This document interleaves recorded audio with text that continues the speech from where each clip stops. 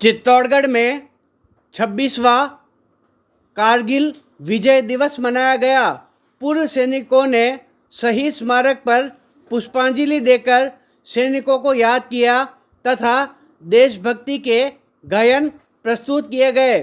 चित्तौड़गढ़ में 26वां कारगिल विजय दिवस मनाया गया। अखिल भारतीय पूर्व सैनिक सेवा संस्थान से जुड़े पूर्व सैनिकों तथा स्कूल के बच्चों ने कारगिल युद्ध में शहीद हुए सैनिकों को पुष्पांजलि अर्पित की तथा उनको याद किया गया। इस अवसर पर भारत माता की जय के नारे लगाए गए तथा सेना के शौर्य का बखान किया गया।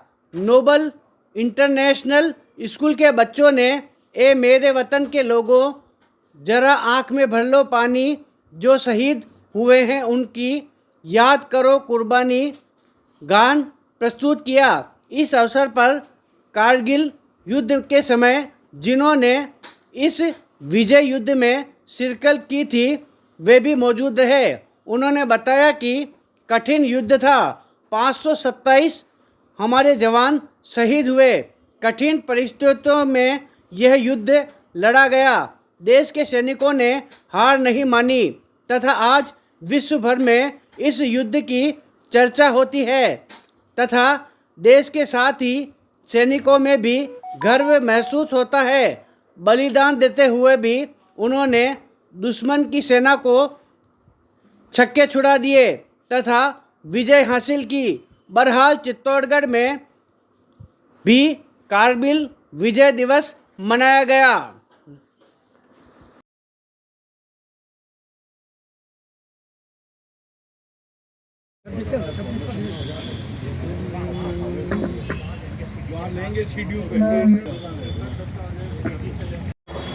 जय हिंद। आज हम सभी कारगिल विजय दिवस के उपलक्ष्य में यहाँ एकत्रित हुए हैं और हमें अपार हर्ष का अनुभव हो रहा है कि आज हम स्कूल संचालक, मैं एक एक्स फौजी, सभी जो फौजियों के बीच में उपस्थित हैं और हमारे बच्चे भी आज इस प्रोग्राम का उत्साहवर्धन करने के लिए एक देशभक्ति प्रस्तुति देंगे, तो इनका भी आप उत्साहवर्धन कीजिए। और हम सब बहुत भाग्यशाली हैं कि आज कुछ हमारे जो वेटरन्स में कारगिल वेटरन्स भी हैं और कर्नल साहब, हम बड़ी खुशी की बात है कि हम कर्नल साहब हमारे साथ है जो कि 1971 वॉर के वेटरन भी हैं। तो सबसे पहले हम समय ज़ाया नहीं करते हुए बच्चों का प्रोग्राम स्टार्ट करेंगे।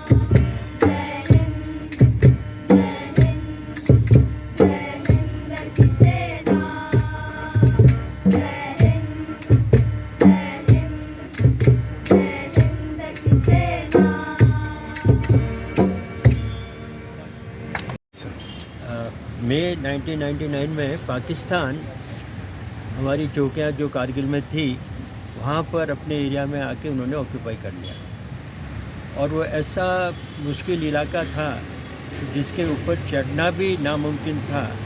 और 26 जुलाई को ये युद्ध ख़त्म हुआ, जो कि मई में शुरू हुआ, और इसके अंदर हमारे 527 जवान शहीद हुए।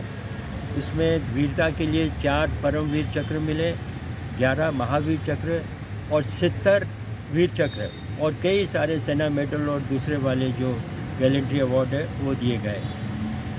इसके अंदर ख़ास बात ये थी कि बड़ी टोली ऊपर एक साथ नहीं चढ़ सकती थी, ना वहाँ कोई कवर था, ना वहाँ कोई रास्ता था, और ये युद्ध रात को ही लड़ना पड़ा, क्योंकि दिन के टाइम में तो उसके ऊपर चढ़ना नामुमकिन था। ये तो हमारे भारत के सिपाही थे जिन्होंने कारगिल युद्ध जीत लिया। दुनिया की कोई भी फ़ौज इस प्रकार की जो मुश्किल इलाके के अंदर, जहाँ की जो ऊंचाइयाँ 16,000 से लेकर 18,000 फीट सी लेवल से है, और वहाँ का टेम्परेचर कभी कभी तो -60 डिग्री तक होता है, और हवाएं 120 किलोमीटर प्रति घंटे की रफ्तार से हवाएं चलती हैं वहाँ पर। तो वहाँ पर आदमी को टिकना मुश्किल है। इतने मुश्किल हालात में हमारे जवान और हमारे ऑफिसर्स ने इस युद्ध को जीता। अब एक बात में हमारे भारतीय सेना की 2 चीज़ बड़ी खास है। आप देखिएगा कि हमारे जवान जब युद्ध में जाते हैं तो वो घर बार भूल जाते हैं, उनके केवल देश उनके दिमाग में होता है। और आज जो हमारा तिरंगा जो लहराता है वो किसी हवा से नहीं लहराता है, वो हमारे शहीद जवानों की सांसों से लहराता है। तो इतना बलिदान हमारे जवान देते हैं, और ये उनको मालूम होता है कि हम युद्ध में अभी जा रहे हैं और वापस आने का कोई भरोसा नहीं है, ना ऑफिसर्स को और ना हमारे जवान को। उसके बावजूद वो अपनी जान की बाजी लगा के और इस युद्ध में गए और हमेशा जाते रहे हैं।